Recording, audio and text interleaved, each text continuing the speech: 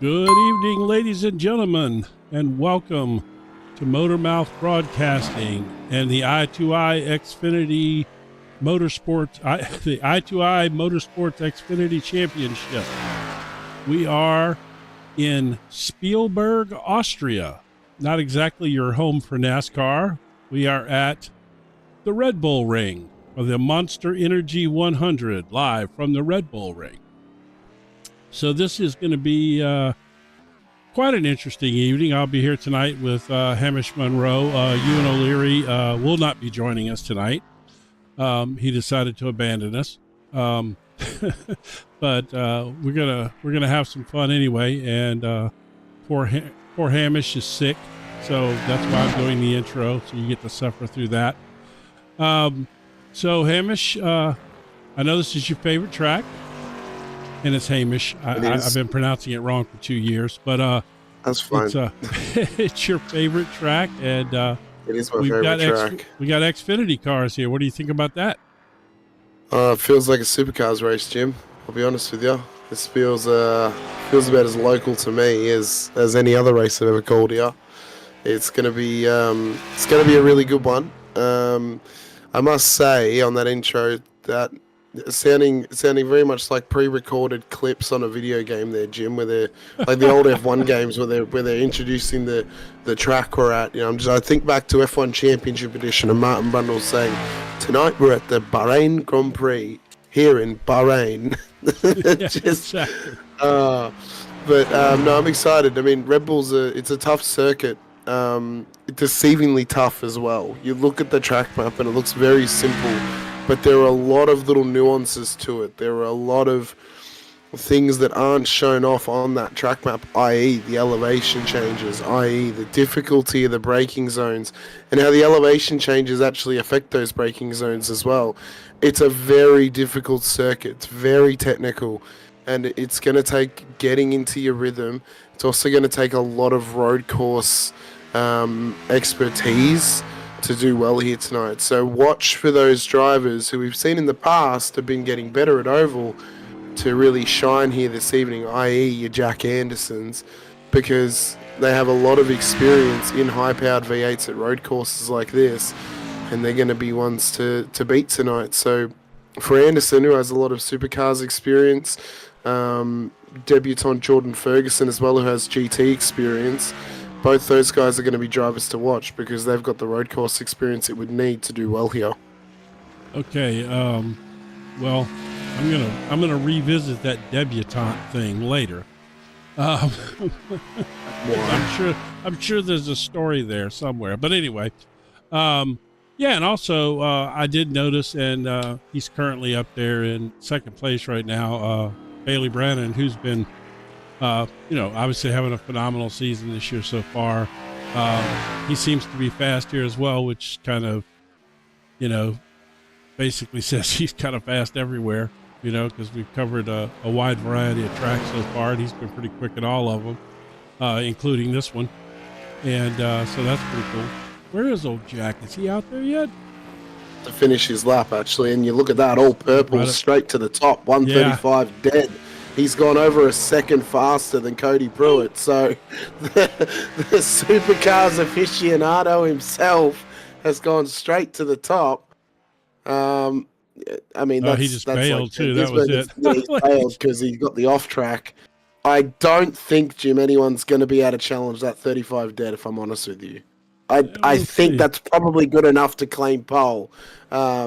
Just off the practice times alone, he was the only one to even get close to that sort of lap time during practice. So I don't know if anyone else can really challenge him at this stage.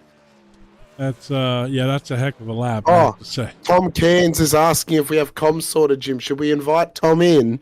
Tom, if you want to come, experience. Yeah, if you want to come join us, come on, because we're just going to have some fun. I promise you, Tom, I won't give you laryngitis through Discord. I promise that will not happen. Right? I may have given Jim COVID through Discord, but you can't catch laryngitis like that. Apparently not. Let's see. Which server? Let me see. Let me tell him real quick. Go ahead and talk a little while I sort this out. That's fine. If you would. Fine. Qualifying as drivers are just getting more and more times in. Well, you know what? Tom needs a link to the server, Jim. So if you get him a link to the server, he can come in and he can join us. Yep. What we might do is I might just quickly drag in Mr. Anderson, the man who's gone pole. Yeah, sure. And good idea. Just ask him how it feels to there's no other word for it, just completely big dick the field. Jack Oz, a 135 dead. Did you want to leave anything else out there for them, or did you think, no, I might just take all the lap time?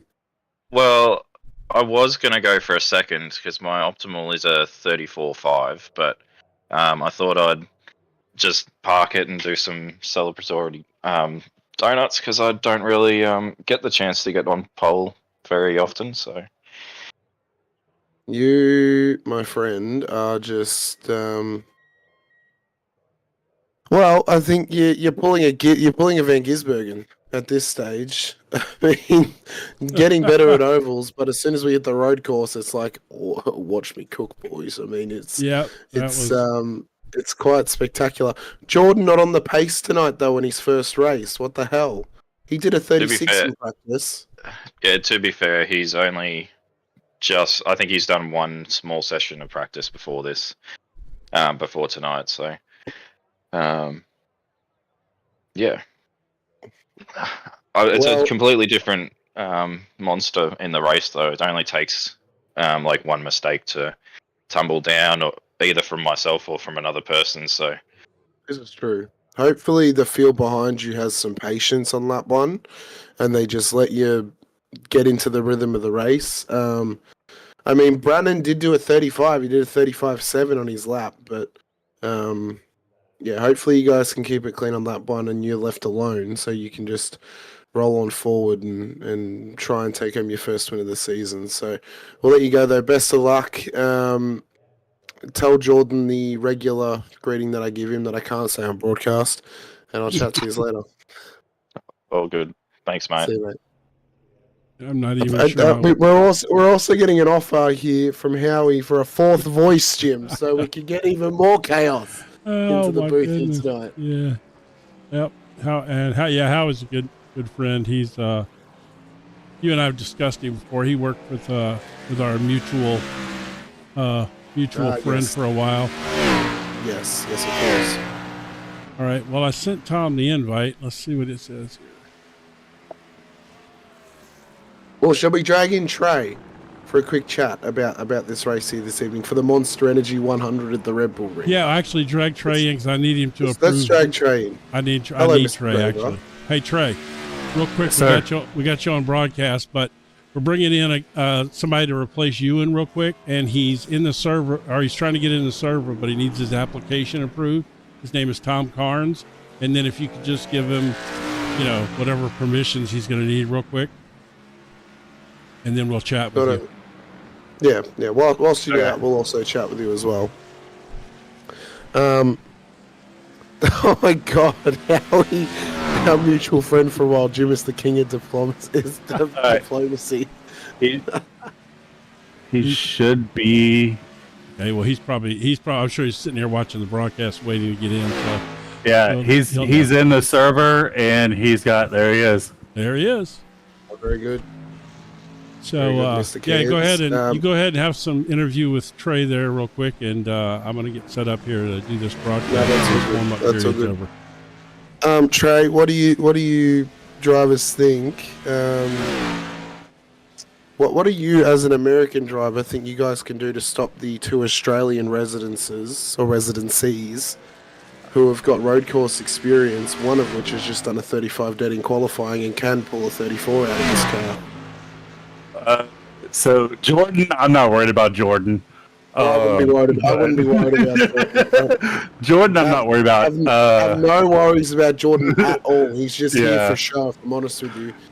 Now, JJ Ando, we've been talking all week about him and how he's going to be an SVG, right? He's going to come in and just show us how to really drive these cars. We had some guys all week. They're like, no, that's not going to happen. We're the ones running laps. We're over here practicing, blah, blah, blah, blah. And then he comes out and practice and sets a 135.03. And we're like, told y'all, he's going to be tough to mess with. But it's like I was telling him, and I was telling most of the guys this week, they're like, "Oh, I said a 134," and I'm like, "Okay, what was your lap time 5 laps after, right?" Because on road course, you can set a fast lap one time, and if the rest of your laps are 5-6 seconds off of that time, it really doesn't matter. Doesn't do anything. So, It doesn't do anything. so The best thing though, I think, for them is how are they going to be able to challenge the drivers here? So I mean, it's he's got so much pace stray. How are they going to be able to battle through that? And are they just going to have to hope, or are you going to have to hope that he makes a mistake? I mean, Brannon got close. He did a 35.7. But if he pulls out 35 deads every lap, what are you going to do to try and stop him, or is it just going to be he runs away and he wins? I think it'll be a little bit of he runs away and wins, and I'm not upset with that, right? But I think a strategy is going to come into play because we decided today to not throw a stage caution at the end of the stage. We're just going to let it run. Points are going to get awarded through auto stages whenever it needs to happen. And we're just not, because we did a practice race yesterday and we had cars burning fuel just to catch up to base car after they pitted, and we're like, yeah, let's just take the stage caution off, right? So I think strategy is going to come into play for sure. Off tracks is going to be a big one. We set it up to 70, but I still feel like that's not enough. But people are going to get drive-throughs already. I can tell. It's going to be one of those things where it's just going to be kind of, can you hit your marks for 38 laps around this 10, 11, 9, 10 corner track, right? Can you stay sharp? Can you stay focused all race? Can you hit your marks all race? And at the end of the day, we're going to be kind of ready to go, right? You know what I mean? So it's going to be fun. It's going to be interesting. Red Bull is definitely not a track that the NASCAR Xfinity Series goes to, but we pride ourselves in this league to think outside the box and think bigger and go better. So it's going to be a fun race. I'm excited for it. I'm excited to see who pulls it out at the end of the 38 laps. We'll see how we go, Trey. We'll let you go though. About to get gridded up. Best of luck across 38 laps. We'll see how you do. Thanks. Thank you. Well, before I do the pleasantries of greeting Tom Cairns here in the booth, we will quickly run through our race grid here this evening. Jack Anderson has gone pole position here tonight with a 135 dead across the lap time. Bailey Brannon, Cody Pruitt. Paul Harris will line up with him on the first 2 rows. Logan Gill, new race number on the side of that car, number 88 now for Logan Gill, starting alongside Tyler Murgy. We need Jordan to talk Ferguson about that. makes his... Yeah, we'll talk about it, don't worry. Jordan Ferguson makes his debut tonight, starts out of P7, the only Englishman in the field, starting alongside the road dog, Jesse James, out of P8 for the number 5 car. Charles Rinker, Robert Stevens then make up the top 10 with Mike Rinker and Taylor Strong for our top 12 here. Caleb Ross, William Hawker start ahead of Daniel Wing, Nate Owen and Chris Hone for our top 17 with Devin Trusty, Zach Smathers and Trey Graber making up the top 20. Logan Euchre, Trey Martin then start ahead of Preston Clark, Joe Dyson, Quinton Morrow, John Roberts, Tyler Miller, Bill Strong and Shane Johnson, with Hawker apparently either starting from pit road or not starting at all tonight because he hasn't made the grid. But the 34 car will have the pole. Is it going to be an SVG situation, or can Brannon hang with him for the first few laps? Also, I think he's changed cars. Who? I can't remember if he used the Mustang. Anderson. I can't remember if he's used... No, I think he has used the Camaro all season. Yeah, I couldn't remember. No, he if was in a if he Chevrolet, I'm used- pretty sure. Yeah, I think he was. Yeah, Anyway, let's in the welcome Tom Chevrolet. in. So, Welcome in, Tom. yeah, we Thank you got very much. we got Tom Carnes in here with us. He's going to fill in for Ewan. The pace car's off, so we'll let this thing go green, and then we'll chat a little.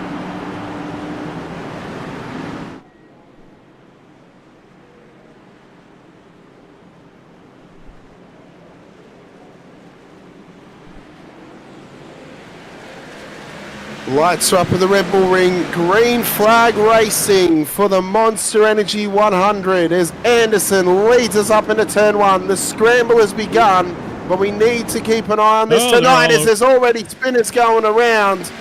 Jesse James, Charles Rinker, 2 of the cars who've gone around at 1. No caution thrown just yet, but look at the gain off the start line for Anderson. 1.4 seconds is already the gap. And you feel like, Tom, if he can pull out that sort of gap by turn 3, as there's already another car around. That's Brannon. That's Brannon, one of our big challenges tonight. Oh, it's already 2 seconds. Can they even challenge him at this stage? No. Well, we'll see soon enough. It's Jack Anderson pulling out a comfortable margin over the others, with Cody Pruitt up in second place and Paul Harris going side by side with the 98 as they come around towards the Pirelli corner, turn 6 at this Red Bull Ring track. Down the inside goes Cody Pruitt. Is he through into second place? The camera just takes a halt there. We didn't quite see the ending of that particular battle, but what I can say is that Cody Pruitt is into second place for the time being as the field continues to jostle for position. But so far, that first lap was not without carnage at turns 1 and 3. Ironically, Jackie Chan 5 in the chat picked it half correctly. He claimed the Rinker boys were going to spin at turn 1. Well, Charles Rinker did. So he's won quite well. Multiple cars are getting off tracks in the background, by the way. Trey mentioned to us they've upped the off-track count to, I think it was 70, and I think that's going to be that may not be enough. It seems at this stage if they're getting off tracks left, right, and center. Did you notice that Cody Pruitt changed his color this race? He did. He's gone for Texas Pete. Well, he's always had Texas Pete on there because that's one of my favorite hot sauces. But he switched from a black and red to a white and red car for this race. I like it. Looks good. In the moment, we've got quite a few battle packs starting to form here, including the battle pack of Pruitt and Harris. And then on the second screen, we've got Nate Owen and Devin Trusty battling away into turn 3 as well. So we've got a couple that we can keep an eye on tonight already. Good start, though, from these cars as Trey Graber has just gone wide down at turn 3.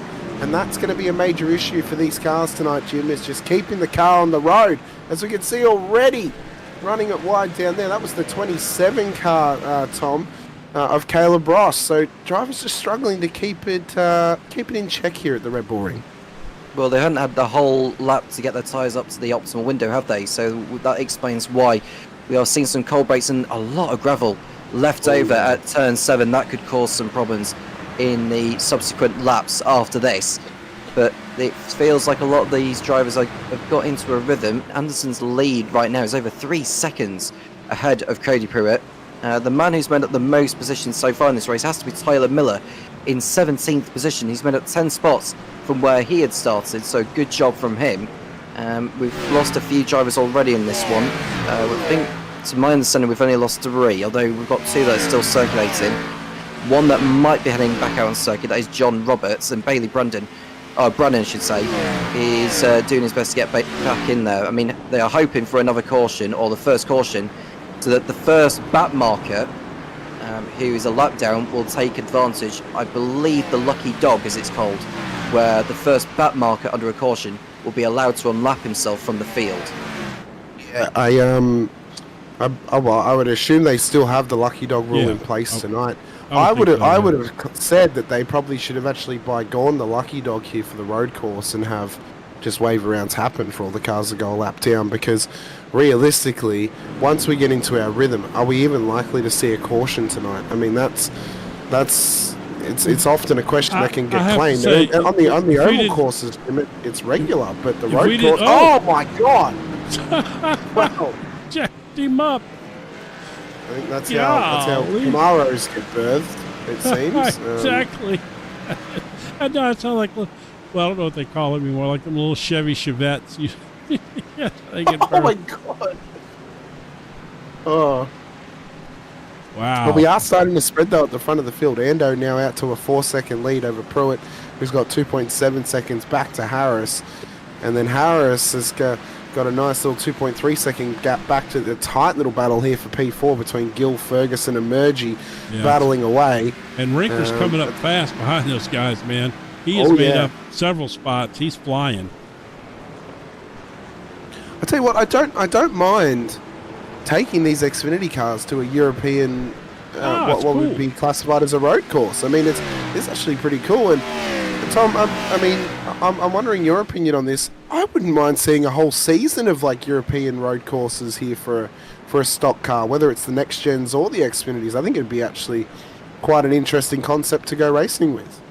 Yeah, and Red Bull is probably an example of it. The Red Bull Ring would be a good place to have some stock car racing being held at, but it's just knowing which circuits are the best ones to be held at. I mean, Monza wouldn't be a bad shout either. I wouldn't mind Spa. Silverstone wouldn't be a bad shout either. So it's just picking the best permanent racetrack. As you can see, contact there between the 14 at the Remus curve. I don't see who he came to. Was it Charles Rinker he came together with? I believe it was so. either Rinker or Devin Trusty. It would be a cool callback to the 24-hour Le Mans for 2024 if we took the cars to Le Mans. As Nate Owen, sorry, it's just gone round. It's Nate Owen. Yeah, Nate Owen in the 73 car. Yeah, that's a good point you've made there. This is something you... Oh, look at this. This is going to be a blast. Battle. Ironically, battle of the cereals there. No, Jim. that's not. Both a Reese's cereal and a Captain Crunch. No, well, Reese's. I think it's the candy, but it could be the cereal. It is the candy. But either way, it's a rot your teeth out battle there, right there together. Oh yeah, oh yeah. Well, everyone be doing a spread, but yeah, I think Le Mans would be cool.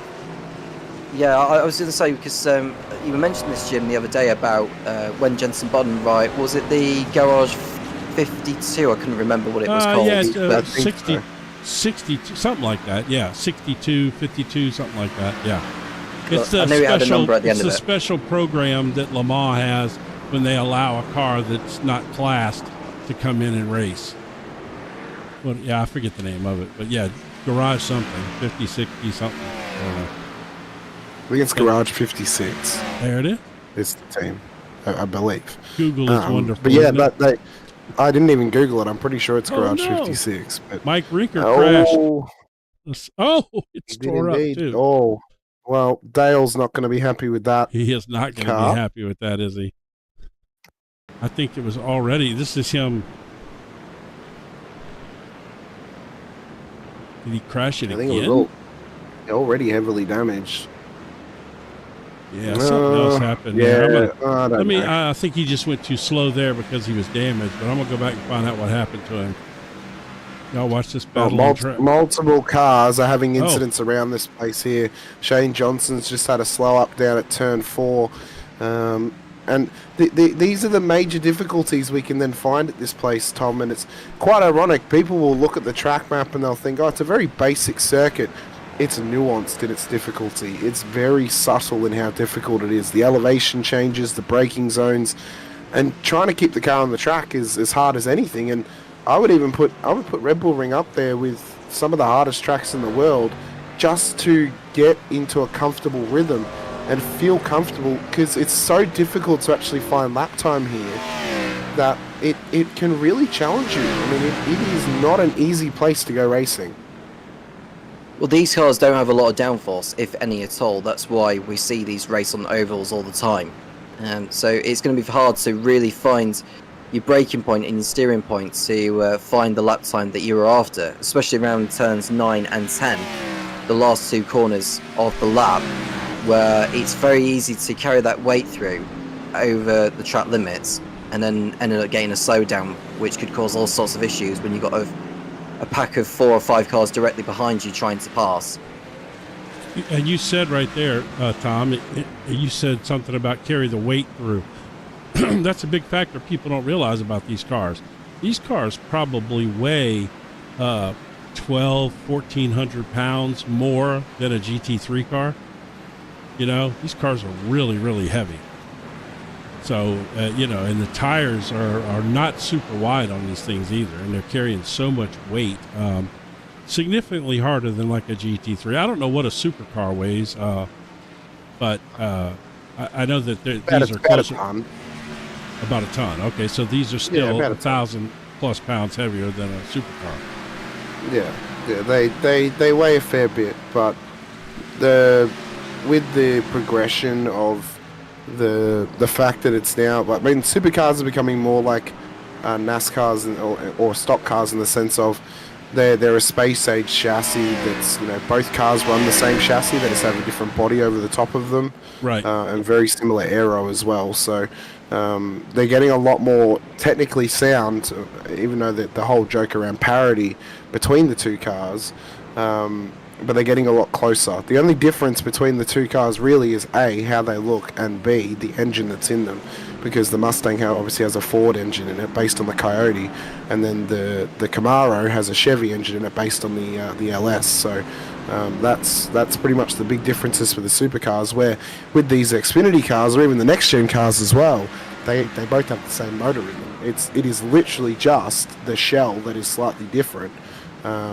In terms of how it looks, that's the only real differences between the Camaro, the Mustang, and the Camry when it comes, at least for the Xfinity choices for stock cars. So, and also on iRacing, the supercars have the same everything, same engine and everything. So they have a different engine tone. They actually recorded I believe it's the Camaro was recorded from Andre Heimgartner's Camaro, and the Mustang was recorded on, I think it was Anton De Pasquale's Shell V-Power car from last year. So that's what they were recorded off of, but they are slightly different in their tone. So I must have completely misread what was going on with Mike Rinker, because he's still flying and he's up into 6th place. He is indeed. Somehow, with the damage that he's got, he is flying along here. 1.9 seconds is the gap up to Logan Gill. Well, what was and then funny, Jordan it was a lot Ferguson closer than that until I switched to the camera. Then all of a sudden they decided not to run together anymore. Well, that's right. And for Jordan Ferguson, he's now built out a 4.9 second gap over Gill now that he's gotten past him. Oh, yeah, and he's right on the heel of Paul Harris and right on the heels of a podium here at this stage. Now, he's given up about 7 seconds up to Cody Pruitt. But we look at through here at turn 4, 5 and in towards 6, the amount of debris that is on the road from the gravel traps is enormous.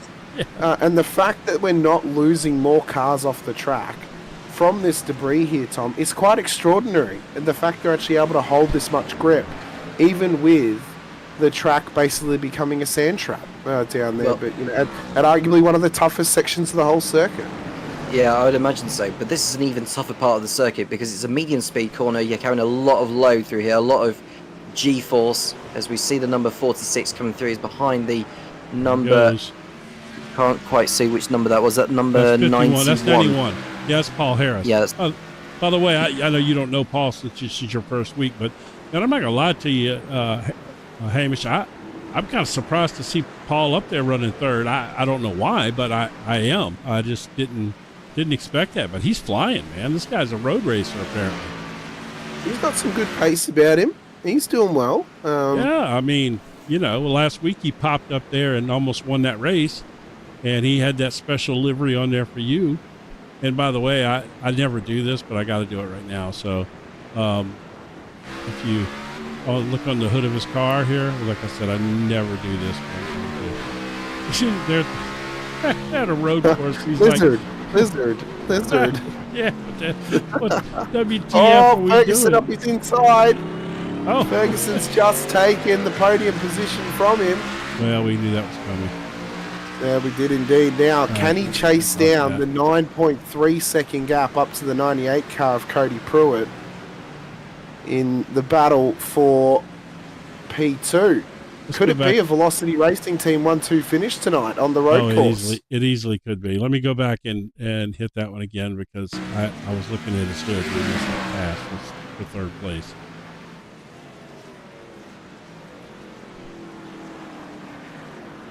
I'll tell you what, for Paul Harris, plenty of room given. Oh, many other drivers would have just turned across the nose then and caused contact, but he did well. He just he did. Stayed there, let him go.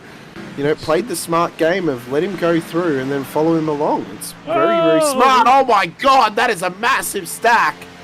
Yeah, I believe that was Daniel Wing spinning. Yeah. Did he just get lucky and end up in pit road, or was that what was happening? I think he got lucky and ended up in pit road, if I'm honest with you. All right, let's see. I don't know if there's been a miscommunication between the two drivers that wanted to come in. So this is going to be a replay I missed of the replay. 27. He jumped up on me. Oh no, that was it. Damn Yeah. it. Oops, sorry. There's miscommunication. I think the 89 was wanting to go in, and I don't think the 80 wanted to. No, I think he's actually just ridden out onto the 89 and spun him round, if I'm honest with you, Tom. I think he just dumped He him. was on the wrong side of the track to even be thinking about pitting there, unless he was... Yeah, I think the 80 car, because we like to just put blame when we see it if it looks obvious. I think he's honestly just ridden onto him through the corner and dumped him into pit lane. And then he's caused more after that as well. Yes. So when we go back to live, we'll see Tyler Murgy continuing on his lonesome. The 89 is in pit road, but he's taken some victims with him, has the 80 car. Yeah, he sure did, didn't he? We'll see if that has cause to be complained about from some drivers or not. Front runners are coming in though for pit stops here. Jim Anderson, Pruitt, Ferguson, Harris all into pit road. So they can only get 11 laps of fuel out of this car. So we should see 2 more pit stops throughout this race. He's not taking tires. No, you're not taking tires. To be fair, around here you wouldn't need to after 11 laps. With these heavy cars? You know, you shouldn't need to. You've only done 11 laps of racing, Jim. You shouldn't need to take tires just yet. Probably on the next stop they'll split it. I mean, what I will say though, Hamish, is that Caleb Ross and Tyler Miller have taken tyres because they did 15-second pit stops compared to those who've done like 6-second pit stops. So that gives the indication that those two in particular have taken new tyres. I will say someone else has taken new tyres, and that's Cody Pruitt. Yeah. Not just fuel he's put in there. He has indeed. I wonder though, the scary thing now is, right, especially for those guys, with the pace that Anderson has at the front of the field, if he's managed to be able to save tyres enough that he can run the same lap times, even on this older set, we'll see. They're kind of cooked if he does that. Because I mean, look, let's be realistic, man. We're short of him smashing this car up. You know, I mean, his pace is significantly faster than everybody else in this field. I mean, you know, we can try to make it as dramatic as possible, but I mean, the realization is this guy's running 1 to 2 second faster laps than everybody else in the field. You know, short of an accident, you know, he's, you know, let's be realistic. But I mean, there's not to say there's not going to be a lot of good battles around here. And I mean, for lack of a better term, it's kind of like watching Van Ginsberg. You know, I mean, when he shows up at a road course, you know, you just pretty much know he's going to win, probably. You know, and you know, so I think that's being realistic. Like I said, we can turn it into drama if we want, but you know, I don't know. Yeah, I think it's probably the 1 week that we saw on the calendar and we thought whoever had road course experience, yes, not just experience, but whoever was fast on a road course was going to do well tonight. And when you take a guy who has got years of racing experience, the closest thing in comparison to in a supercar, that's it, on road courses, that there is the major factor. And I'll still believe and I'll still claim forever that the supercar is the hardest car to drive on iRacing. No matter which generation of supercar it is the hardest car to drive fast and to get fast in on iRacing. I mean, you can get fast in anything else, but the supercar is so difficult. As Rinker has gone off the road, cold tyres on that car. Let's see how this has occurred. Out on the curbs. Oh, just got it in there hot, and I probably had his brake bias back a little bit, and whoop, round she goes. We've seen a lot of drivers drift through there already in this race, and it doesn't surprise me that Mike Rinker's had that kind of moment. So yeah, perhaps adjusting the brake bias is what he needs to do. He needs to have more rear brake bias compared to what he's just had there. So I wonder if it's like, because I'm watching, I'm just keeping an eye on the race leader for the moment here. He's looking very smooth through how sure. he's approaching every single corner. Under brakes, he doesn't look twitchy at all. He's just letting the car flow through all the corners. And I have to wonder if that there is one of those major, points of control. If this was IMSA, it'd be obviously Porsche keys to the race. Maybe we'll call it our I don't know, O'Leary keys to the race, I suppose, since Ewan's not here. That being smooth, and it's even a case in any car racing around here, but I think more so in this one.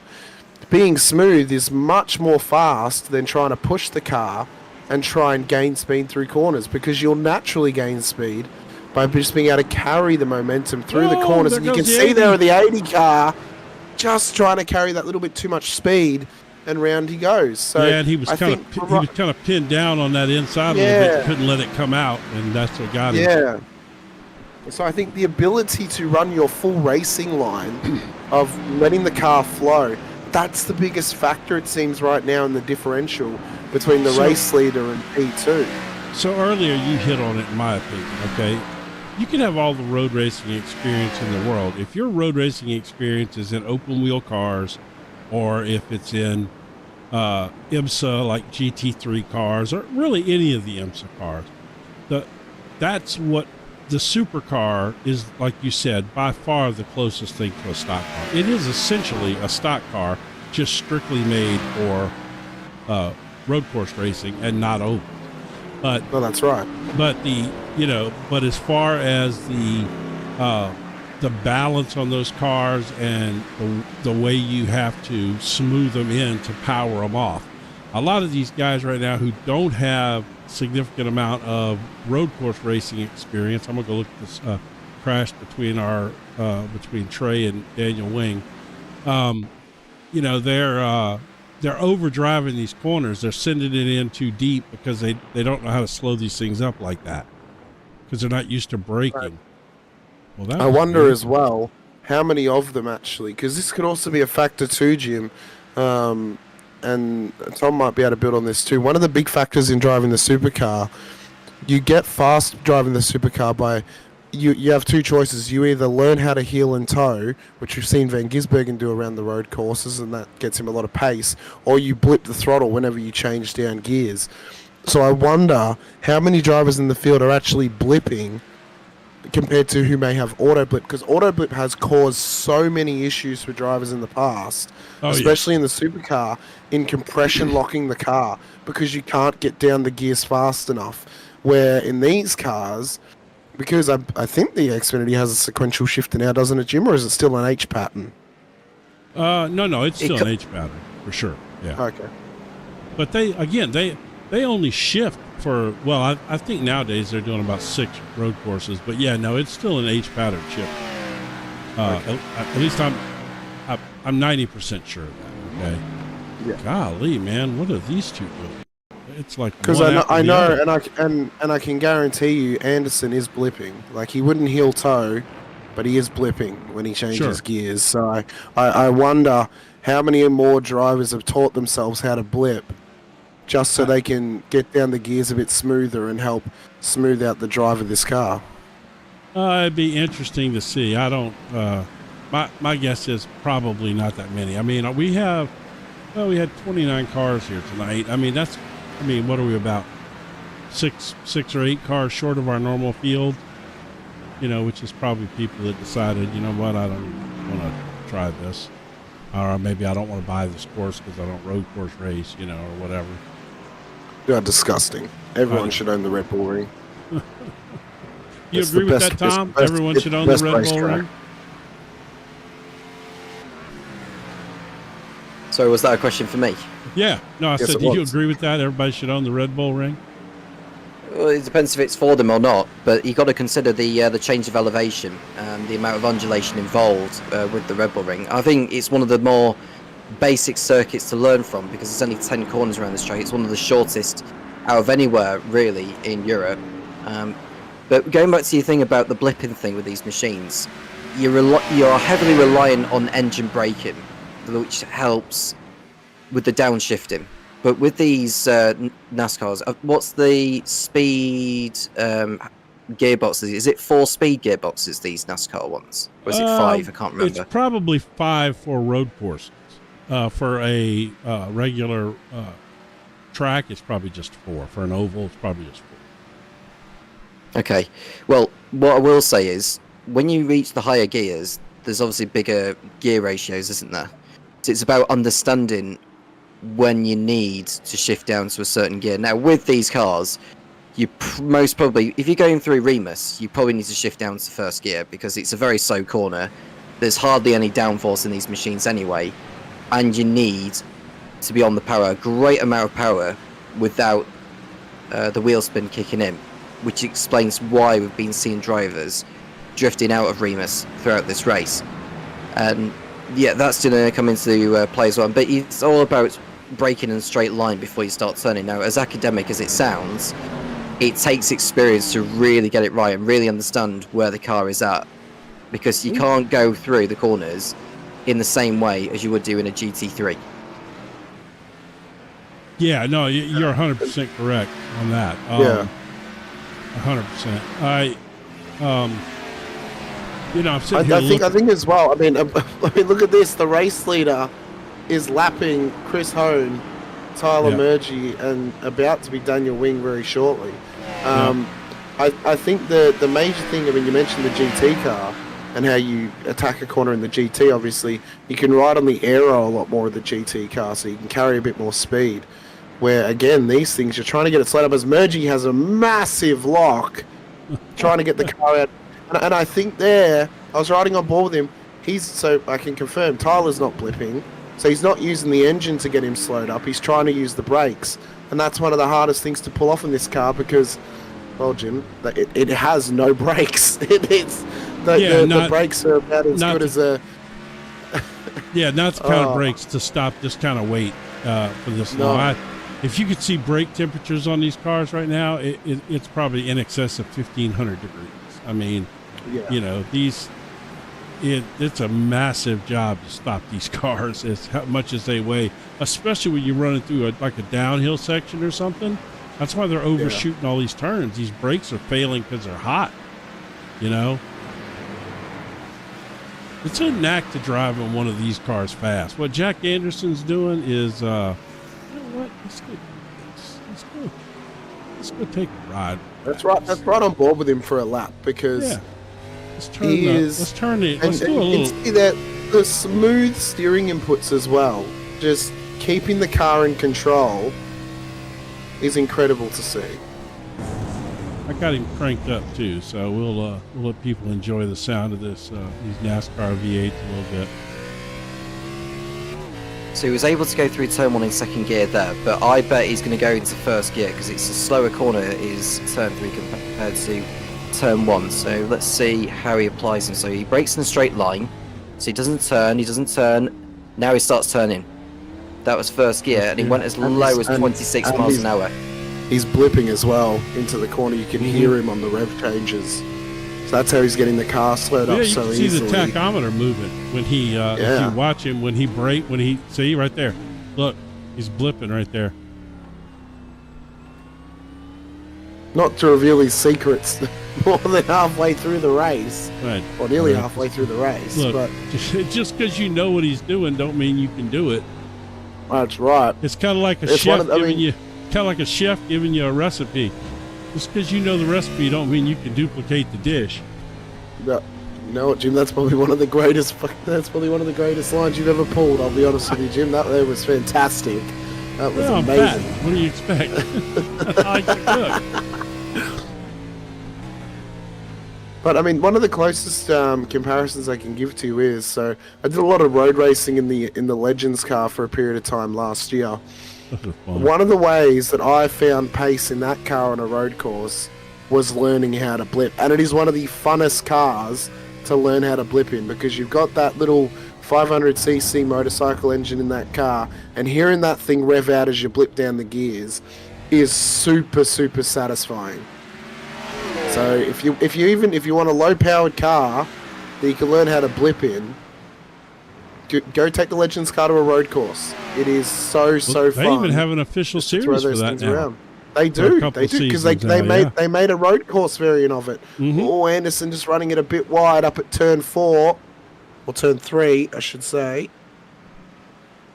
So he might need some tires soon. I think he's losing some grip. Well, he should Well, be. Where are we at? What lap are we on? 20? He should be pitting in the next 2 lap laps. we're on lap 19, so we'll be pitting yeah. very shortly. Well, if he puts this right, this should. No, he's going to have to do 2 more stops for sure. Yeah.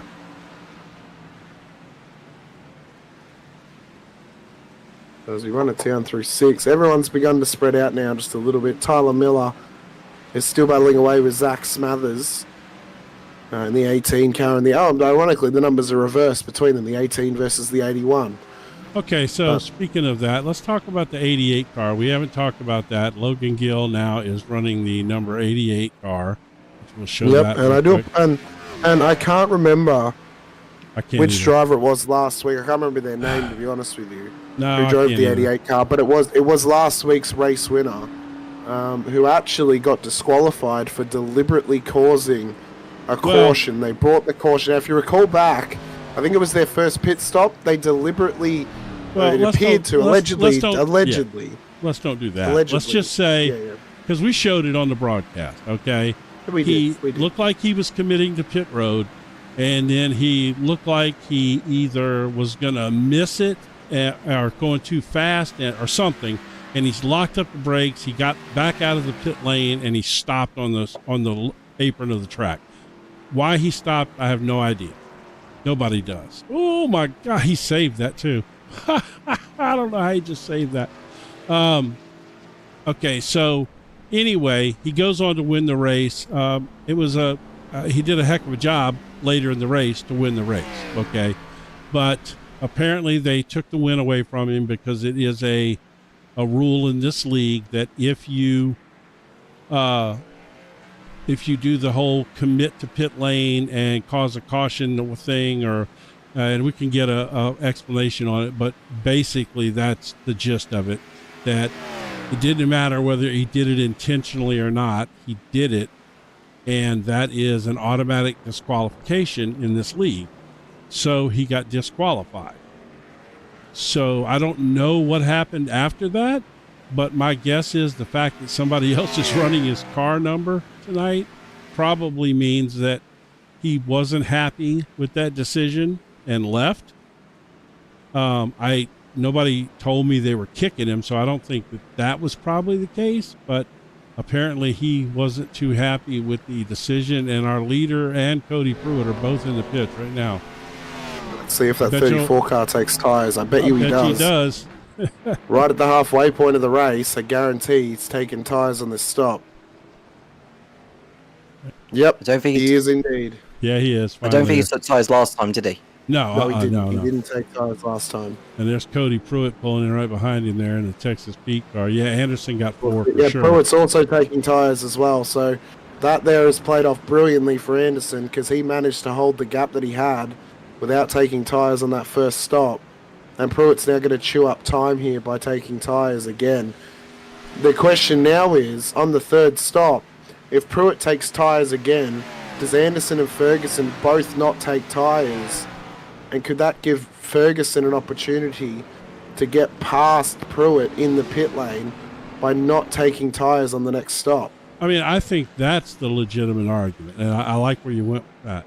Because the battle here really is between, Pruitt, Stevens, Ferguson, because none of them are going to catch Jack without an incident.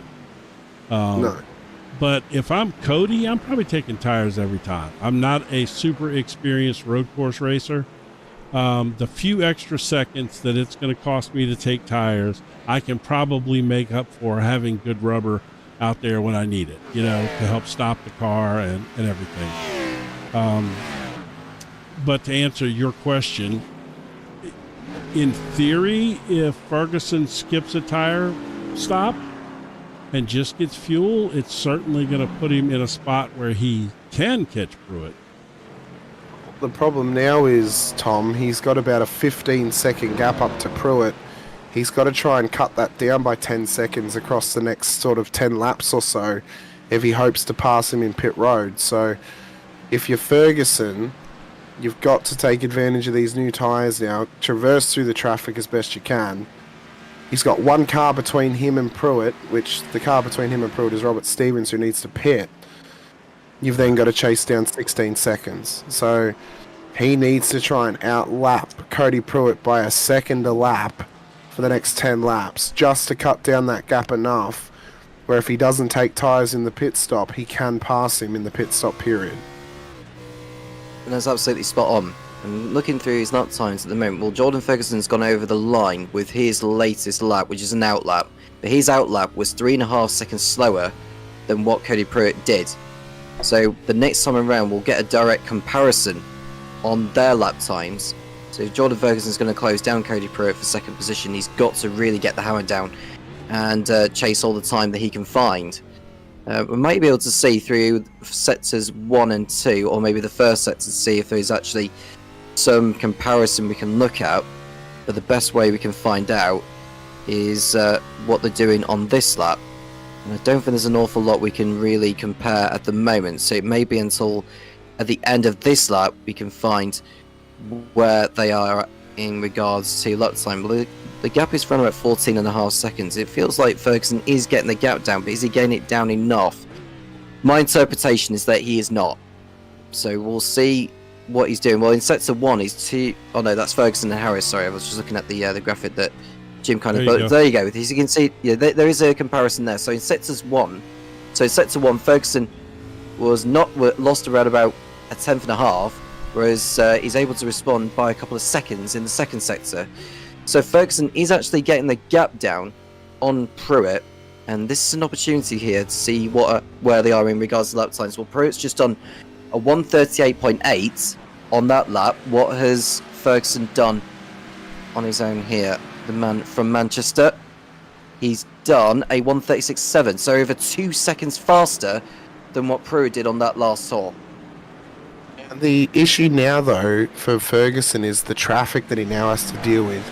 The bonus is he's caught the 5 car, and he's probably going to get him up at turn 3 under brakes. So this should make it a little bit easier for him. The 5 gets out of the way, makes the job nice and easy. Fair play to them. Normally on the oval they don't worry about blue flags, but of course road course racing, blue flags are king, and it's just make it as easy as possible. And well, that there, Pruitt gained about half a second over that first sector, but he's lost about 0.3 of a second to Anderson up in P1. So the sector comparisons at the moment are pretty crucial, because we're about to see how fast Ferguson is through sector 2 compared to Pruitt as he runs up towards the timing line just further back now. So we'll see what sort of comparison it is and how close they are in terms of time through here. Well, he lost about 0.2 of a second through sector 2 that time, did Ferguson. So he's had to deal with the traffic, but we'll see. I mean, if he could gain 2 seconds on one lap, well, if he gains 2 seconds on every lap somehow, he's going to catch him and he's going to get him in the pit stop. So it's going to be tight, it'll be close, but Pruitt has responded on that last lap with a 36.5, so he has found some pace and he's found some confidence to push the 98 car. It's just whether he can hold out now for the rest of this race and try and hold on to P2. Well, yeah, and he's just gone. Go ahead. No, go ahead, Tom. Yeah, well, it was a 1:37.2 that Ferguson did, so he's lost 7 cents on that last lap alone. What about on this lap? Because I think there was another couple of back markers which Ferguson's having to negotiate this lap, so I would expect him to lose more time. Here, where is he in regards? He's got past them. He's got no traffic at the moment ahead of him, so this could be a full push lap for him. Well, he's got to make it count now. He's got to make these laps count if he's going to have any hope of overcoming Pruitt in the final laps of this. He's got 15 seconds to make up, and it doesn't feel like the gap has come down at all, has it, since the pair of them are pitted in? Well, you know, if they pitted on what, lap 20? If they were to pit on lap 30, that means they've got what, 7 laps or 6 laps till the next pit stop. He needs to try and make this up now. If he's going to do it, I mean, they went 11 laps on the first stint. If he can make it to lap 31, that'll at least give him an extra lap to push on these fresher tyres just to try and chase down that gap as best he can. He has gone faster than Pruitt across the whole lap at the moment, around about 0.05 of a second, so it's barely anything that he's faster than him by. But Pruitt's just done a 37.72. What's the lap time going to be for Ferguson when he crosses the line? Could it be a good gain from him? He's gained about half a second at this stage. He'll be relatively identical, I think. Although he's responded by over half a second that time around, he was able to get the gap down mostly in that last sector. Yeah. Ooh, it's an enticing battle, Jim. He's nibbling away at it, isn't he? He is. And that's what again, it's all about. Just because the cars aren't side by side battling doesn't mean we don't have a battle on our hands. Oh, absolutely. The battle at the moment is on the timing sheet. It's on the clock. That's the battle that is happening, and the jostling for position of, and we're not even guaranteed that Pruitt's even going to take tyres on the last stop. We assume he will because he's taken tyres on both stops at this stage. Oh, why don't Now, you, the issue could be, why don't you put your for camera Ferguson, on Pruitt? as the issue now is, if they've got limited tyre sets, and say they've got 2, right? Well, if Pruitt's already used both his tyre sets, and Ferguson takes his second set, well, he's going to lose about 6 seconds, but he's going to be on fresh tyres. I think the gap's going to be too significant for them that to be chased down. So I don't know, though. I mean, I'm unsure how this could work out, because Pruitt has just given up another half a second trying to traverse through that traffic down in through the second sector, and he's probably given up a little bit more in the last sector as well. There was an incident going on at pit entry. Yeah. Sorry to interrupt you, Hamish. There was someone that had spun around about where pit entry was, but we'll leave that alone for the time being. no, here, let's Ferguson's coming up to another I'll go back look at marker. it. Here we go. Oh, This you is got what it? it was. Oh, never mind. I Oh, you it, I got the other one. So this was You Wing. got Daniel Wing. I got Oh. Logan Euchre. He just went super slow there. So that there is the gap between the race leader and P2 and Cody Pruitt. 15.5 seconds between Anderson and Pruitt at the moment. I don't think Pruitt's going to be able to chase him down, but can Ferguson chase down Pruitt in this battle for P2? He's running out of laps that he could possibly cut the gap down to. He's got to find some lap time in that 46 Camry if he has a hope in hell of making this a 1-2 finish for the Australian residencies here this evening. A man from Manchester now, based out of Victoria here in Australia, and he'll be hoping that he can make it a 1-2 finish, not just for his team, but for his fellow countrymen as well. Not Yes. a lot he's gaining while Pruitt's responded. Pruitt's responded in Yeah, sector 2. the traffic is hurting him, Tom. I think we can agree is the traffic's hurting the 46 car now. He doesn't want to push too hard to get past because he's probably scared of making a mistake and dropping off the podium.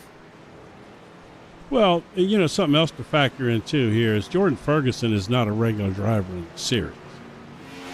He wants to be. Oh, does he? Okay. He was supposed to be driving a few weeks ago, but he ended up in hospital with some kidney issues. So he's finally managed to get on track with us. Okay. Literally the week he was going to make his debut, I think it was 2 weeks ago, now he ended up in hospital. So it's good to see him out on circuit now, racing along with us, and looks to be here for the rest of the season as well. So as we've had a massive incident, Bill Strong, Joe Dyson, Devon Trust, have just had an incident. I'll get it on the second screen for us so we can watch this through. What has happened to Bill? So he lets the race leader past. He is just struggling.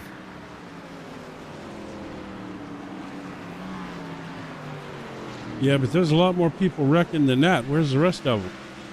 Yeah, I think they're coming behind him. Well, don't tell me he's gonna. No, he's bad. No.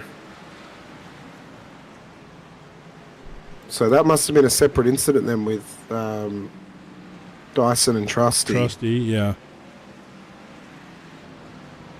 Who's that you got there? Is that That's Dyson, who went round at the final corner. So it just so happens that they had their incidents at separate occasions, Yeah, all over. but the right place. after one another. Yeah, man. Oh, yeah, it's the Supra. It's not the Camry. That's right. It's the Supra in the Xfinity series. Oh, yeah. Thank it you, is. Carl. It is. I should know that. That's what I drive. That's so bad. I don't Is that know a Supra? Technically, it's a technically it's a BMW Z type, but you know. Stop. So these lap times have been toing and froing now, but they're not really making much difference on each No. other. One goes faster than the other each lap. I don't think he's going to chase him down. No. If I'm honest with you, I think that battle's probably null and void. You know, barring Ferguson, well, he won't take tyres on the next stop, I don't think. Although Pruitt has just run it wide, and he has just spun it round at turn 3. So that's going to be big gains for Ferguson on the timesheet. That would have cost Pruitt at least, I would say, 2 seconds there, Tom. It'll be more than that because he went so deep and into the gravel, and he'll have lost time rejoining back onto the circuit. We'll see how much time he has lost. I reckon he's lost at least 3.5 seconds in the second sector, but we'll see the comparison when Ferguson goes through the second sector time being. There's traffic ahead there, which will hinder him. No. Yeah, it's 3.3. God, that looked like he was going to turn down on him. I think he was, and he finally saw him. Oh, yeah, that 3.3 seconds. Real bad. Good call there, Tom. We go. Yeah, Oh, Tom is an oracle at He this was. stage. I mean, he literally nailed that. well, he's gaining time on this lap, is Ferguson, but we'll see the overall gap when he heads over the line. There is another back marker ahead, so that might hinder him a little bit. Nostradamus Carnes there. Yeah. Any little So gain he's- helps, even 4,000ths of a second. Well, So that's 3.5 seconds he's gained on this lap. So what he needs now is he needs Pruitt to make another mistake like that at turn 4, and he's golden. He's right there on him if he gains another 3.5 seconds. I wouldn't call it right there on him, but Well, I mean, the opportunity to get him in pit lane by not taking tyres becomes a lot more reasonable yes, and a lot more opportune. yes. And agree. now the issue for Pruitt is if he starts taking it easier into turn 4, he's always going to give up time there to Ferguson. So all of a sudden, one small mistake, we wrote it off. We thought there's no way. Right. But one small mistake, one chink in the armour, all of a sudden, kind of says to us, well, he could make that mistake again, and that could cost him big time. So my question is, what kind of damage was done to Pruitt's tires there when he, Oh yeah. you know? Well, we know he will know if he has a tyre set available, he'll take it. Yeah, he's I taken was tyres at trying to every stop find thus far. out the.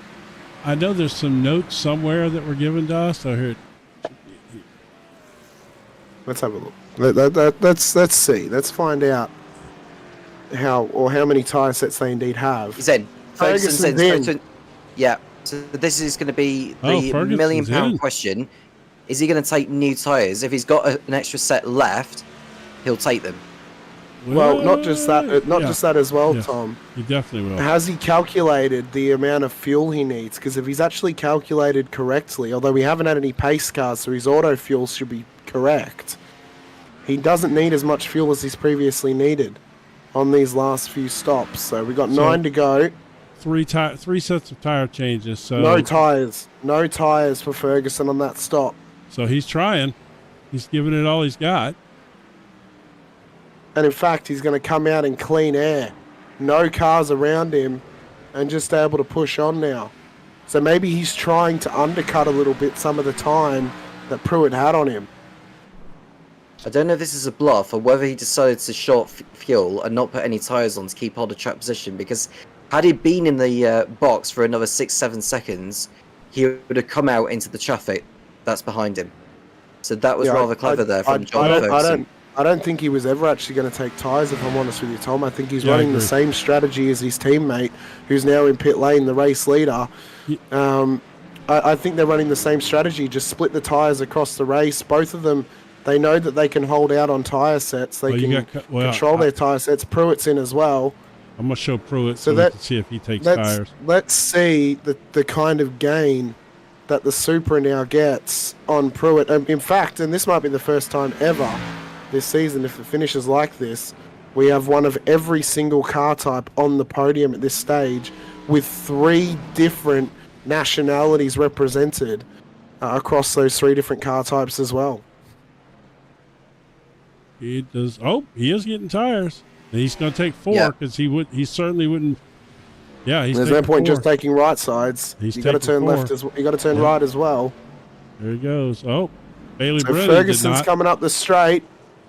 He's still going to have position over Ferguson, but Ferguson's going to be at full pace, and he's not going to be on cold tires. And the gap is 4.8 seconds.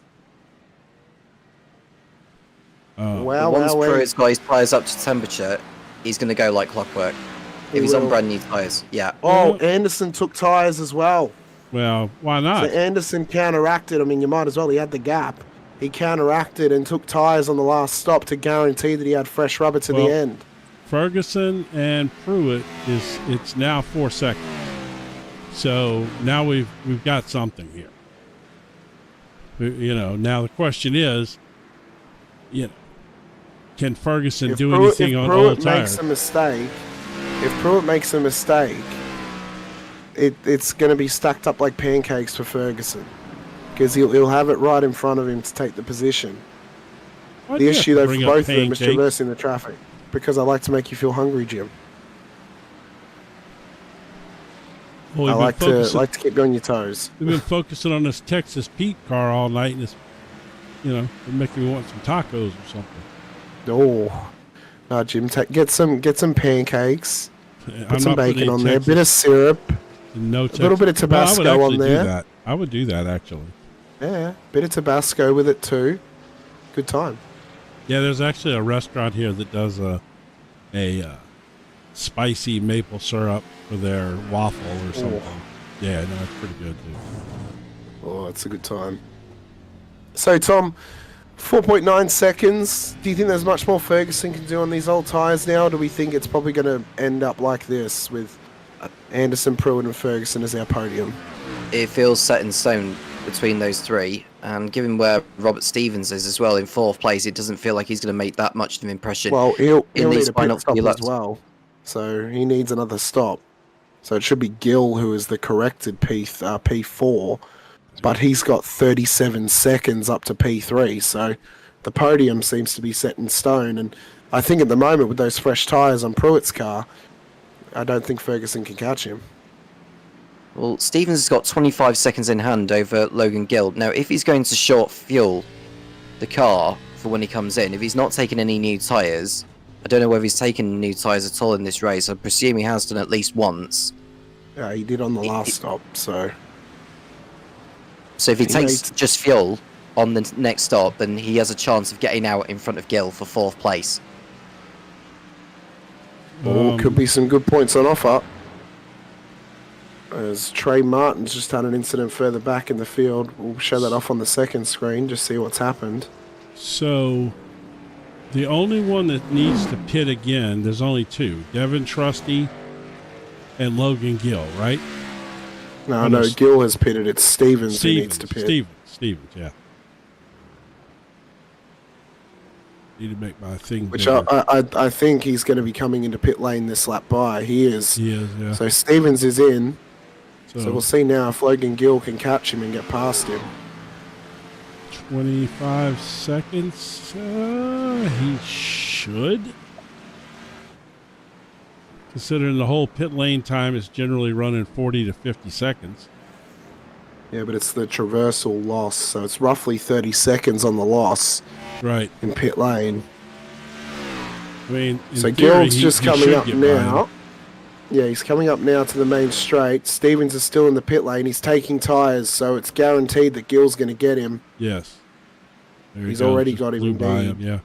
Does Paul Harris get Stevens now as well? He does. He does. Mike Rinker, not a bit too far back. So Stevens is in the pocket with fresh tyres, who could challenge P5 here, possibly even challenge P4 if he can gain some lap time across this next 6 laps.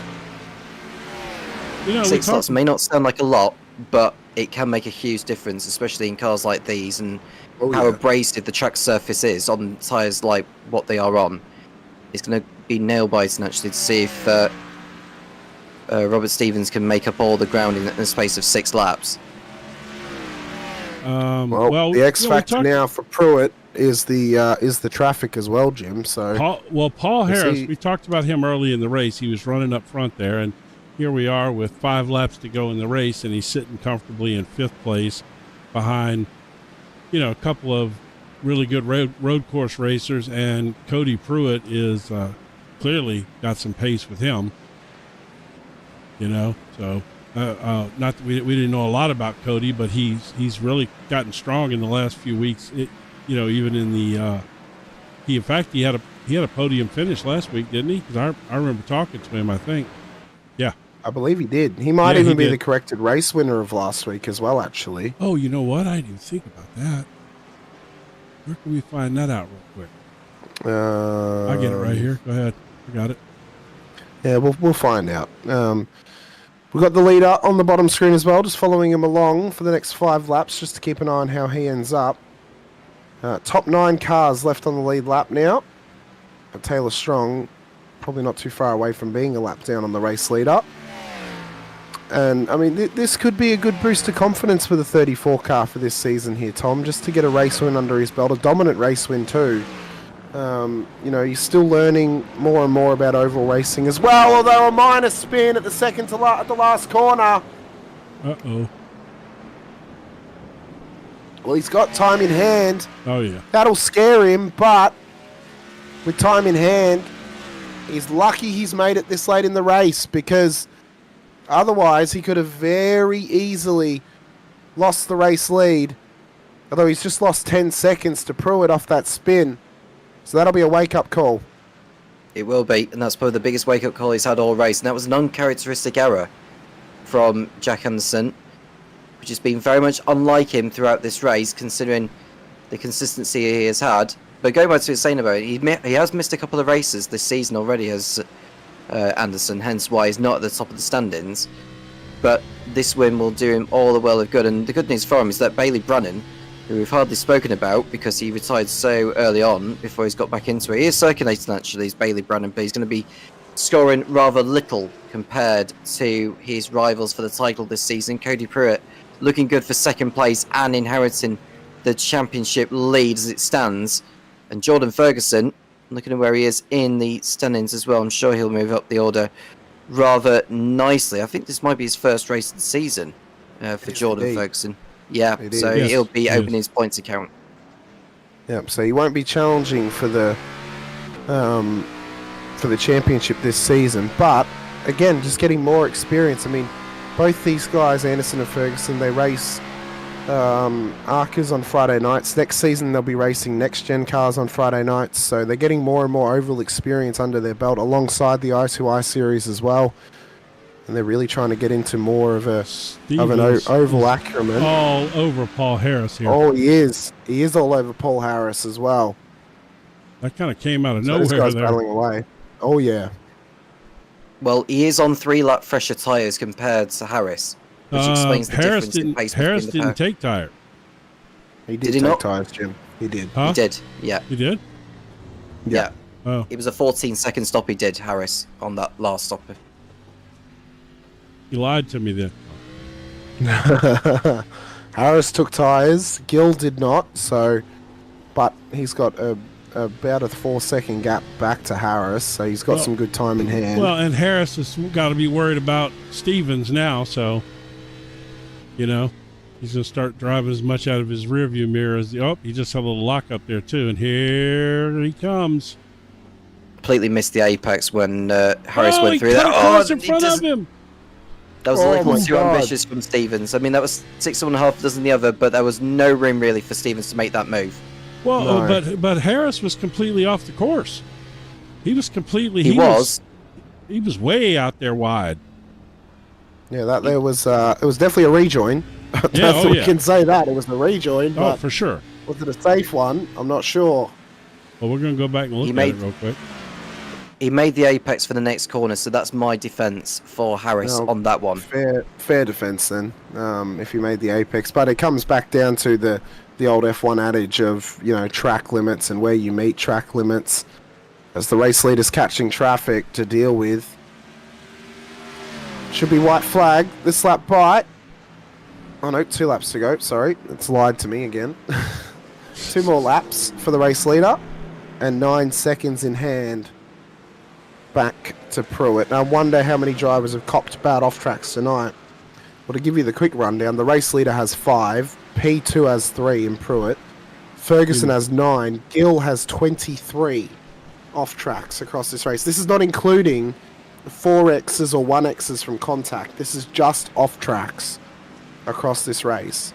The highest amount of off tracks, unfortunately, we're going to have to give him a shout out. Nate Owen has just got his 41st off track in this one. Yes. Oh, man.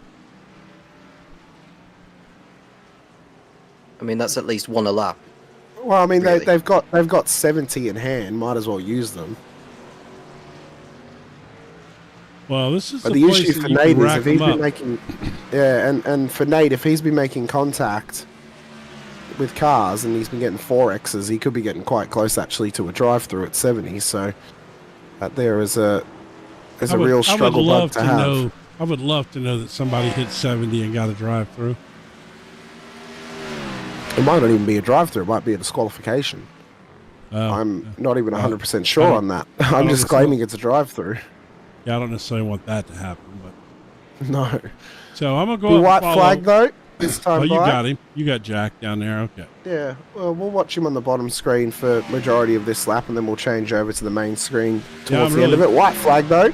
I'm really dying to see if Stevens and Harris can, if they, you know, I mean, if what was going to happen here, you got to think that Stevens just going to try to put it on him again. Oh, same corner too. That they just had their contact last lap. We'll do a little switcheroo here, Jim. All right. I'll get onto Stevens' car, and you can change over to the race leader, and that way we can follow these along.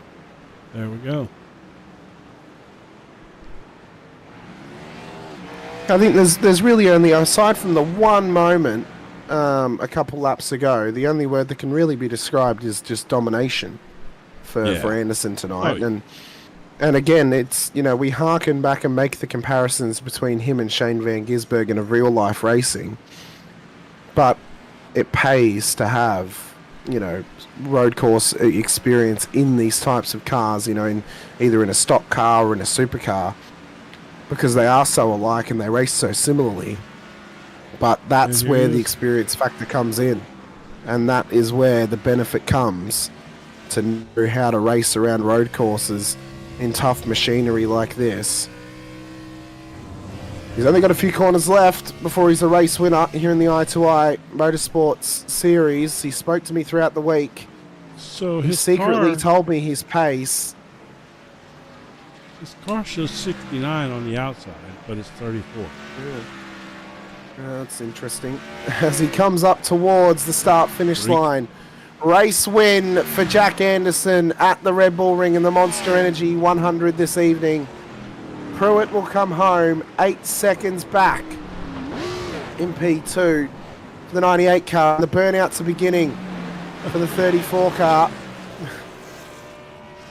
Pruitt comes home P2. Ferguson will make it a podium on his debut, a double podium for the team as well. Gill will look to come home in P4, with Harris making up our top 5. And Robert Stevens Jr. has just backed out of this battle now. Ferguson has just claimed his podium, and he's actually destroyed his car as well. The car is destroyed. That way it And can't Gill fail tech looks inspection. to... oh, he can't. That's right. No, sorry, the car's broken. Right. And Logan Gill will then head up towards start-finish line I at left half P4. of it on the track. That's right. Oh, here he goes. He's still got more in him. I will give him this. These them damn supercar drivers sure know how to celebrate a win. Oh my God. The turn 1 crash has gone down. The big one's happened. Oh, More and more cars just piling in. oh my goodness. It's a stacks on affair down there. Oh, that's another. Oh, that was Rinker Oh, my coming in God. at about 180 miles an hour. We'll keep an eye on this. We'll drag in P3 tonight on debut. Jordan Ferguson, Fergo, P3 in the end. We were contemplating and discussing whether you could chase down Pruitt by not taking tyres on that second stop, on that last stop. You inevitably didn't, but you just didn't have the pace to chase him down when he was on fresh rubber. But a debut for you and a podium to boot. That's got to feel good as a turn left and turn right aficionado. Yeah, it was a bit unexpected, being honest. Still, even though it's sort of my thing, I was still expecting that to be anywhere close to where I was today. Especially with Jack on the track as well. It's no chance with him around, but yeah, it was great fun. Can't really add much to that else apart from that, really. I mentioned to both Tom and Jiminy that I actually think it'd be quite interesting to run a series in future, whether it's through I2I or someone else. Take some stock cars and run them around Grand Prix circuits. I mean, that could be quite an interesting little tasty series someone could offer, and it could be quite a good challenge as well. Well, it would be, actually. I mean, these cars around this track here, I mean, this track is just good with any car, it seems, but I think this might have been the first time I'd driven this class of stock car around a road circuit as well, so yeah, well, no, it was great fun and definitely something I'd be willing to do more of. Well, we'll be hoping to see you in the rest of the season, of course, Jordan, as part of the rest of the ovals for this series. We've got 3 regular rounds left before the playoffs take place on September 20th. In fact, we're actually away now for the next few weeks. We're back again on the 30th of August. But no, really good to see you out on track. Solid performance from yourself, obviously. P3 in the end, doing it for the road course races. So congratulations. Let us know anyone you want to give a shout out to, Jordan. Congrats on the P3 here this evening, and yeah, hopefully it's signs of more to come from you.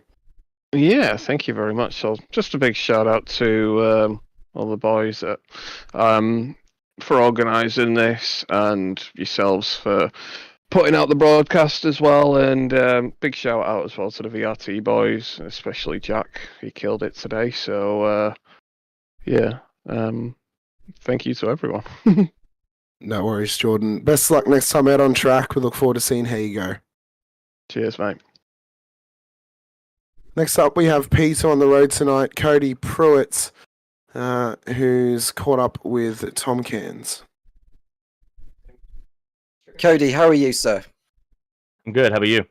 Not so bad, thank you. Yes. Second place finish. Just describe the strategy throughout that race for you, because we were sort of learning about, you know, the fact that you've got this limit on how many tyres you can actually use throughout the race. But just talk us through how you dealt with that. Normally, just like usual, run the gas down, get tires. That's all my strategy was. It was only 10 laps of fuel, and I knew if I just ran those down and ran the tires down, just coming in, and every 10 laps, I'd make it to the end.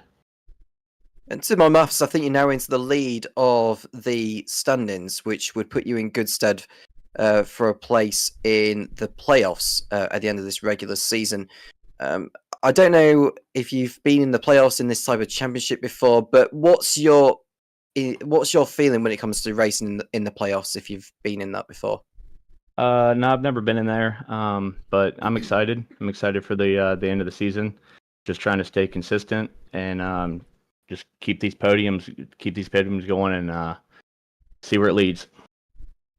The Rebel Ring.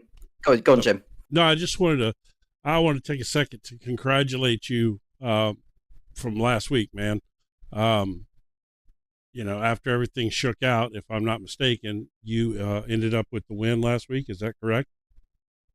Yeah, something happened. I'm not exactly sure. We talked about what happened already. We've covered that. I just wanted to make sure that it was you that it got the win.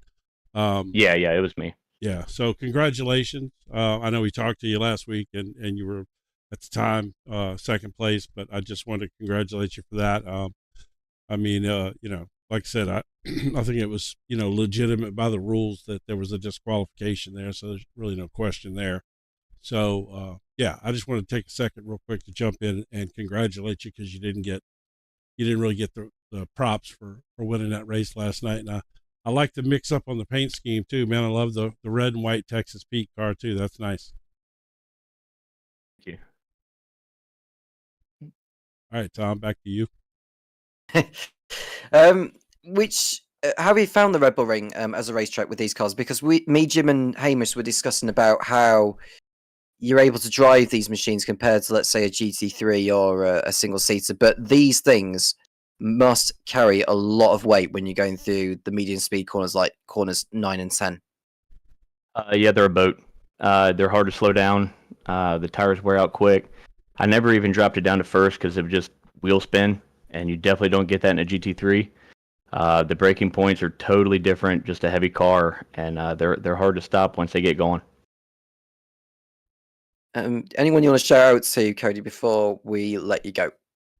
Just unfortunate with Bailey. Yeah, I know he was having some internet issues, and that's gonna hurt him in the points. So that's unfortunate, but just everybody ran a pretty good race, and it was fun. Cody, well done on your second place finish and into the lead of the championship, and best of luck at the next round next week. I appreciate it. Thank you, guys. Thank you very much, Cody. Next up, we have our race winner here this evening. Our version of Shane Van Gisbergen, actually from Australia, not from New Zealand, but it is Jack Anderson. Jack Oz, congratulations, race win for yourself. And yeah, just domination there. We mentioned it prior to the race. Obviously, you had a good lap time in practice. You then got the pole as well. Now, we saw you have a spin with about 6 laps to go at the last corner. How brown are your pants right now after that? Oh, they're not at all, mate. I just thought I'd have a Jamie Wynn Cup and spin and win, No, I was. You'll be happy to know I was raw dogging it again. Just went straight until the end of the fuel tank each time, and thought I'll try without tires for the first stint, and it was all right, but I lost time, so I thought I'd do it for the next 2. But no, I definitely didn't mean the spin, and I was lucky not to get cleaned up. So, yeah, really happy with the result. I have been asked as well to say that I wake up in the morning and I piss excellence. So, Jordan I'm asked just you a to little say Ricky whatever Bobby. you say. I will not disclose. Well, we saw you doing your celebrations at the end of the race, of course. But I mean, as probably the only fast supercars driver in the whole field, that's then obviously been able to replicate into Xfinity racing as well. And I mentioned it to Jordan, and I might have just been quietly mentioning it because I think it could be fun for us to do over in our league. Stock cars on road courses, though, and specifically Grand Prix courses, I think could be quite fun because this actually looked to be, a good test, but also a good learning curve for a lot of drivers in the field, not just for, yourself obviously with road course experience, but for drivers who have more oval experience, just to drive something a bit different around a road course, every so often. Yeah, exactly. It was definitely a lot of fun. I didn't expect going into this that I would come away with the win. I thought, especially Bailey with his issues, I thought he was going to bring the fight to me, but unfortunately it wasn't his day. Yeah, they're a lot of fun. I think these cars were more planted than the supercars, so it was actually nicer to drive than the Gen 3 supercar would have been. And the tires definitely didn't wear off. You sound like Van Gisbergen now. Just absolutely canning absolutely canning the supercar. And it's a great car, but even Jordan was saying that he definitely enjoys these, being the H pattern and the fact that it's just a lot of fun. It was still difficult to drive. Quite a few times going into turn 4, it just chattered in the rear under braking and didn't want to stop. But no, it was a lot of fun. Oh, that's good. Obviously, 3 rounds to go before the playoffs in a couple of weeks. In about a month's time, we go away now for the next month or so. August 30th, we're back for Echo Park. Or 2 weeks, sorry, 2 weeks. And then we're back at Echo Park for Atlanta on August 30th. In that time, though, you will be able to get some practice at least at that circuit, as you've got a race coming up there shortly. Are you hoping that at least the practice race in the ARCA car will be able to translate something for the Xfinity leading into the next round? Yeah, I'll definitely be putting in the time and effort over the break in the Xfinity as well. Obviously, our series that we run in the ARCAs is more of a fun series, so I kind of just arrive and drive in that. Whereas here, I kind of want to actually be a bit more serious, and obviously, I'm testing the next gen cars for next season of our series as well. So getting a mix of everything. It's a lot of. I'm just really enjoying ovals at the moment. So, or just the oval cars and the NASCARs. Oh, you're getting some good turn left experience, and your turn right experience paid off for you tonight. Let us know anyone you want to give a shout out to, Jack. Anyone who may be watching. I know that good old Kyle was watching out there tonight with Grayson as well. And from all of us here in the booth, congratulations on your race win out of the Red Bull Ring. Yep, I would just like to firstly thank Paul Taskin. He's always been my number one fan. I want to thank you, Hamish, for not giving the commentator's curse this time. I actually thought you would have been, and as you know, I've been telling you to stop pumping up my stocks for this race. Your stocks, don't worry, I did do that. And just obviously thank my team, Velocity Racing team, and Jordan. Great, he did a great job for P3 on debut. So, and obviously the admins for putting this, and you guys for putting this this series together for us to all go racing on a Saturday night and have a boatload of fun. So without you guys, it wouldn't happen. So thank you. Well, Jack, congratulations on your race win. Best of luck in a couple of weeks' time out at Echo Park. We look forward to seeing how you go.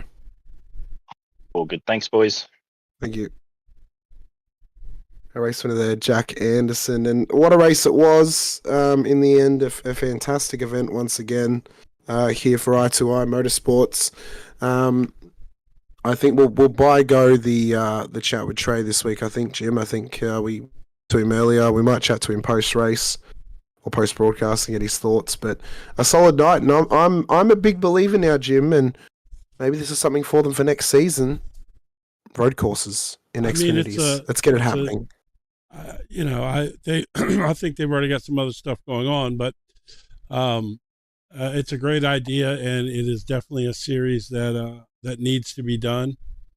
This has been a lot of fun, and if you put together a series where the guys are doing this every week, I can imagine that the competition would be amazing. Oh, it would be. Indeed. But massive thank you, though, to everyone who's joined us here this evening. A big thanks to Tom for hopping in the booth with us as well. Really appreciate it. Filling in for Ewan at the very last minute. It could not get more last minute than that happened.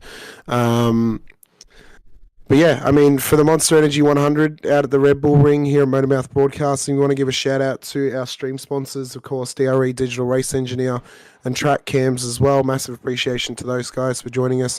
If you're watching along with us on Twitch or Facebook, or hit the like button on the Facebook page, hit the follow button on the Twitch page as well, so you guys can follow us along over on those platforms. If you're watching on YouTube, like button to subscribe, the bell icon as well, so you're notified whenever we go racing here on the channel. Next up on the docket this coming Monday night, got more truck series action. To be myself, and is it Ron in the booth with me, Jim, for that one? For the trucks, it's it's Tom. Okay, well, me and Tom. You'll get more of me and Tom then, coming Plenty on next Monday week. evening. So plenty of me and Tom next week. But no, it'll be a good time coming for you on the channel as well. If you want to catch more of me, you can follow me over at Infinity Broadcasting on YouTube. Coming up later, my local time, 8:30 p.m. tonight for Sunday. It's around about 6:30 a.m. US time. V8 Veterans actions happening out at Circuito de Jerez for more supercars action, so you can catch that. Myself and my mystery co-commentator, who's filling in for my regular co-commentator this week. But I'm in Hamish Rhino with Tom Cairns, Jim Cunningham as well. Appreciate your time. Appreciate everyone being here with us here for the I2I Motorsports Xfinity Championship. We'll see you guys in a couple of weeks' time out at Echo Park in Atlanta. But until then, stay safe, drive hard, and as always, bye for now.